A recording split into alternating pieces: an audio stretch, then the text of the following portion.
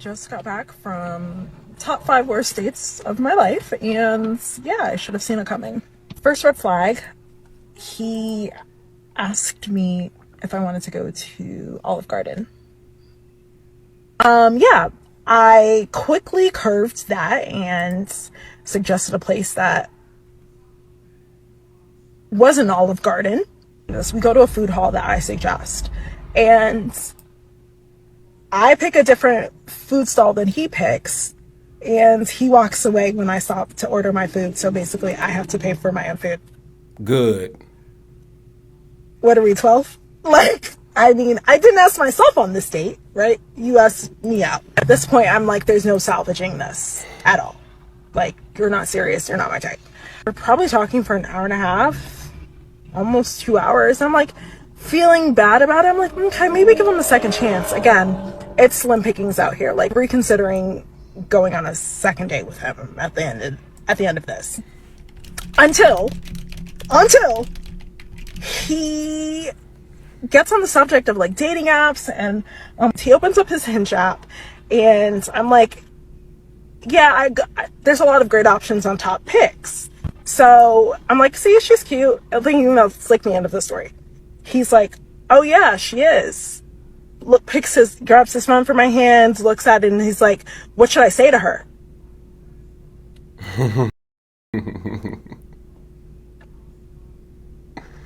You're asking your date what you should say to another woman? United States. I say this to say, if you think it's not it, it's not it.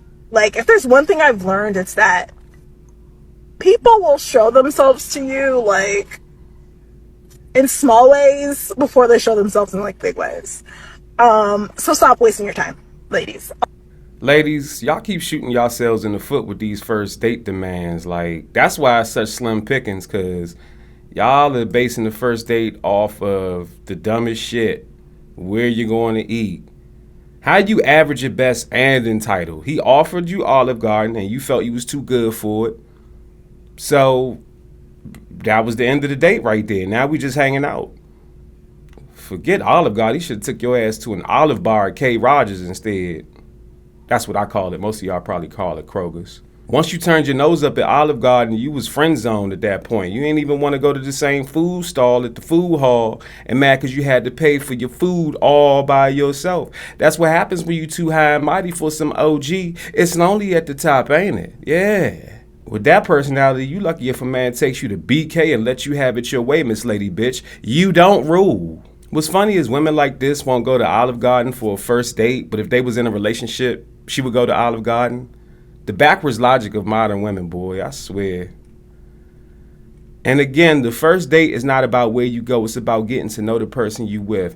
It's not about the environment, the atmosphere, the food, the drinks, how pricey it is, how good the music is, none of that. All of those is cool and they're luxuries, but it's about getting to know that person. Fellas, if you meet a woman and for a first date she asks you to take her to one of those fancy restaurants where they make the food in front of you, take her ass to Subway. Talking about something you quickly curved Olive Garden. Nah, you curved yourself out of a real date. Looking 36 with a nose ring for a 16-year-old. Take that shit out your nose. And you can tell she annoying. She using her customer service voice and ain't even talking to white people. Can't be trusted. Manipulative. Next. You lucky he even agreed to still go out to eat after you said no to OG. Buddy must have been starving. Shit, I'd have went to OG myself and sat at the bar and found a woman that didn't look like a Toyota Yaris in the face. That's what I would have had done. Shit, salute to this brother for even following through with continuing to hang out with her after all that she did and snobbishly curving OG. I definitely would have been hanging out with her for 2 hours at a food hall after that. Hell no, I got way more better stuff to do than be looking at this Toyota Yaris for 2 hours. That's why he brought up dating apps. He like, shit, ain't nothing happening over here. And fellas, this is why you keep your first date investments low. First date really should just be an outing, not even a date. You know, drinks, coffee. I don't drink coffee myself, but if that's your thing, maybe meet at a park, something simple, something cheap. Keep the first date investment low, because if it don't work out, you ain't spend nothing but $20.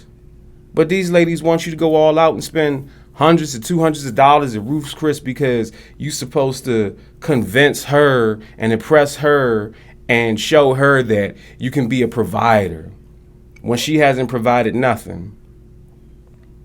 I tell you what, ladies, how about this? 2 options. Let's try this in 2024. If you want to have better first dates, I'm talking about where these guys actually will take you to a nice fancy restaurant, maybe even get dressed up for the first date. If you want that guaranteed, give up the booty before the first date. Go over his house and sleep with him before the first date. I guarantee you, in my best Denzel voice, I guarantee you, blue magic, that you will get the first date of your dreams. Or if you don't want to do that, how about this? How about until you're ready to have sex, you go Dutch. He pays for his food, you pay for your food. Now, why do I keep bringing up sex? Because they didn't even get to that point in this story. He just wanted to meet up with her and see if she was it, and she wasn't it. But why do I keep bringing up sex? Well, because in a man's mind, dating equals sex. The date doesn't equal sex, but dating equals sex. A man asks you out on a date, that's a nice way of him asking, can he have sex with you? So when we go on 3-4 dates, I'm not going on that many damn dates, but you go on 3-4 dates and ain't no yeeks being given up, a man feels used. And we know that 1 in 3 women have gone on dates just for free food. That's why we keep the first date investment low. That's why you only get Olive Garden. And she didn't even deserve Olive Garden. He should have took her ass to taco truck. Lastly, it's funny how everything she said at the end was the right advice. He thought it wasn't it because it wasn't.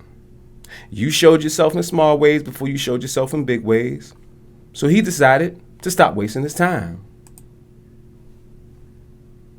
Poetic justice. I can tell a lot about a person based on who they follow. Yes. I can tell a lot about you based on who you are following.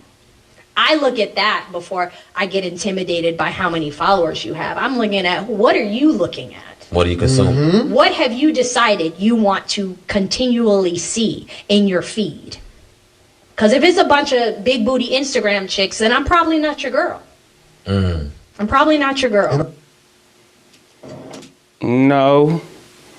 You could learn a lot about a person by actually taking the time to get to know them and not judging them based off of who they follow or what they choose to consume online.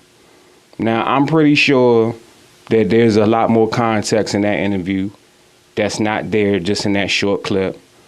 And me personally, I fuck with Essence. You know what I'm saying?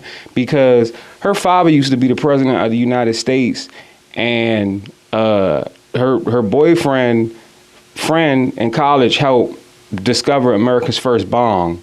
So, like, she got a lot of good history, you know what I mean? But that right there just proves 2 things.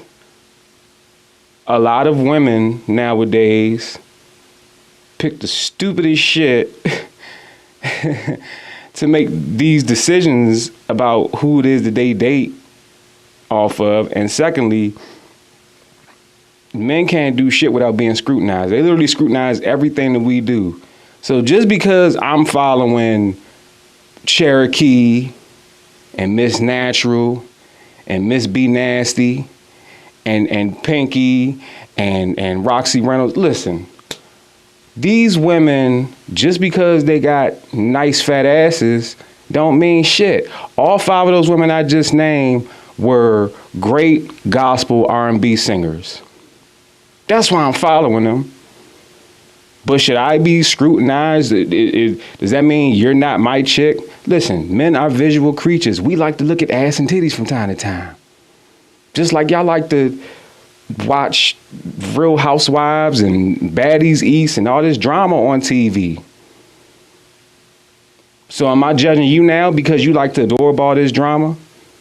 Or what about these women that love watching these crazy true crime shows and just all into the ID channel and all that shit? Yeah, let's start judging them off of that, fellas. Let's start judging them off of that. And again, I'm not doing this to pick on Essence because I love Essence. And I'm glad she got that bottom row of teeth fixed.